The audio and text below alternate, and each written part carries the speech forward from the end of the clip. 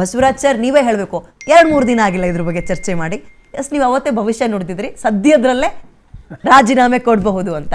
ಹಂಗೆ ಆಗಿದೆ. ಇದು ಬಿಜೆಪಿಗೆ ಸಂದ ಜಯನ ಸರ್? ಬಿಜೆಪಿ ಅಷ್ಟೊಂದು ಸ್ಟ್ರಾಂಗ್ ಆಗಿ ಹೋರಾಟ ಮಾಡಿದ್ರಾ? ಬಿಜೆಪಿ ಇಟ್ಸ್ ಇನ್ಸಿಡೆಂಟಲ್ ಅಷ್ಟೇ. ಈ ಇಡೀ ಪ್ರಕರಣಕ್ಕೆ ಬಿಜೆಪಿ ಜಸ್ಟ್ ಇನ್ಸಿಡೆಂಟಲ್, ನೆಪ ಮಾತ್ರ, ಒಂದು ಆಕಸ್ಮಿಕ ಬೆಳವಣಿಗೆ ಮಾತ್ರ ಅದು. ಇದೆಲ್ಲ ಕೂಡ ನನ್ನ ರೀಡಿಂಗ್ ಪ್ರಕಾರ ಕಾಂಗ್ರೆಸ್ಸು ಮತ್ತೆ ಮುಖ್ಯಮಂತ್ರಿ ಡಿ ಕೆ ಶಿವಕುಮಾರ್ ಮುಂಚೆನೆ ಇದನ್ನ ಯೋಜನೆ ಮತ್ತು ಯೋಚನೆಯನ್ನ ಮಾಡಿದ್ರು.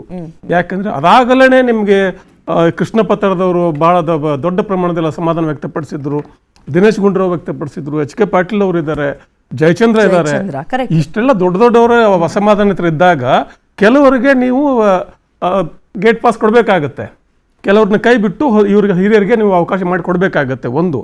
ಆಮೇಲೆ ಈ ಒಂದು ಸದನದಲ್ಲಿ ಚರ್ಚೆ ಬಿಜೆಪಿ ನಾನು ಚರ್ಚೆ ಮಾಡೋದಕ್ಕೆ ಬಿಡೋದೇ ಇಲ್ಲ ಅಂತ ಏನು ಹೇಳಿದ್ರಲ್ಲ, ಅದು ನಿಜವಾಗಿಯೂ ಕಾಂಗ್ರೆಸ್ಗೆ ಸಹಕಾರಿ ಆಯಿತು. ಕಾಂಗ್ರೆಸ್ಗೆ ಅವ್ರಿಗೂ ಕೂಡ ಚರ್ಚೆ ಬೇಕಿರ್ಲಿಲ್ಲ. ಚರ್ಚೆ ಮಾಡಿದ್ರೆ ನೀವು ಬಿಡದಿ ಚರ್ಚೆ ಮಾಡ್ತಿದ್ರೆ, ಪಟ್ಟಿನೇ ಇತ್ತು ಈ ಸಲ, ಸಿಕ್ಕಾಪಟ್ಟೆ ಪಟ್ಟಿ ಇದ್ದು. ಸಂಪುಟದ ಏನು ಸದಸ್ಯರೇನಿದ್ದಾರೆ ಮಂತ್ರಿಗಳು, ಸದನಕ್ಕಿಂತ ಮುಂಚೆನೇ ಆ ಖಾತೆಗಳ ಹಂಚಿಕೆ ಆಗಿದೆ. ಅವ್ರಿಗೆ ಖಾತೆ ಅಲ್ಲಿ ಅಧಿಕಾರಿಗಳು ಯಾರಿದ್ದಾರೆ, ಏನ್ ನಡೀತೀವಿ ಒಂದು ಮಾಹಿತಿ ಇರೋದಿಲ್ಲ. ಇಂಥ ಟೈಮಲ್ಲಿ ಸರಿಯಾಗಿ ಅವರನ್ನ ಕಟ್ಟಿ ಹಾಕ್ಬೋದಿತ್ತು ವಿರೋಧ ಪಕ್ಷಗಳು. ನಾವು ಚರ್ಚೆನೆ ಮಾಡಕ್ ಬಿಡೋದಿಲ್ಲ ಅಂದ್ರೆ ಆಯ್ತು ಬಿಡಿ ಅಂದ್ಬಿಟ್ಟು. ಯಾಕಂದ್ರೆ ಸಂಪುಟ ವಿಸ್ತರಣೆಗೋಸ್ಕರನೇ ಸದನ ಮುಂದೂಡಿದ್ರಲ್ಲ ಅವರು, ಒಂದು ತಿಂಗಳು ಮುಂದೂಡಿದ್ರು. ಇದು ಕೂಡ ಅವ್ರಿಗೊಂದು ಒಳ್ಳೆ ಜಾಣ ನಡೆ. ಮತ್ತು ಡಿ ಕೆ ಶಿವಕುಮಾರ್ ಅವರು ತೋಡಿದ ಕೆಡ್ಡಗೆ ವಿರೋಧ ಪಕ್ಷಗಳು ಬಿದ್ದಿವೆ. ಈಗೇನಾಗುತ್ತೆ, ಈಗ ಒಂದು ಹೇಗಾದ್ರೂ ಮಾಡಿ ನೀವು ಬೇರೆ ಬೇರೆ ಹಿರಿಯರಿಗೆ ಅವಕಾಶ ಕೊಡಲೇಬೇಕು. ಆಗ ರಾಜೀನಾಮೆ ಕೊಡಪ್ಪ ಅಂತ ಕೇಳೋದಕ್ಕೆ ಕಷ್ಟ. ನಾಗೇಂದ್ರ ಇನ್ಕ್ಲೂಡಿಂಗ್ ನಾಗೇಂದ್ರ ಏನಾಗಿದೆ, ನಾಗೇಂದ್ರ ಡಿ ಕೆ ಶಿವಕುಮಾರ್ ಆಯ್ಕೆನೂ ಇಲ್ಲೋ ನಮ್ಗೆ ಗೊತ್ತಿಲ್ಲ. ಒಟ್ಟಾರೆಯಾಗಿ ಅಲ್ಲಿ 4-6 ಜನರ ಪಟ್ಟಿಗಳಿದ್ವು.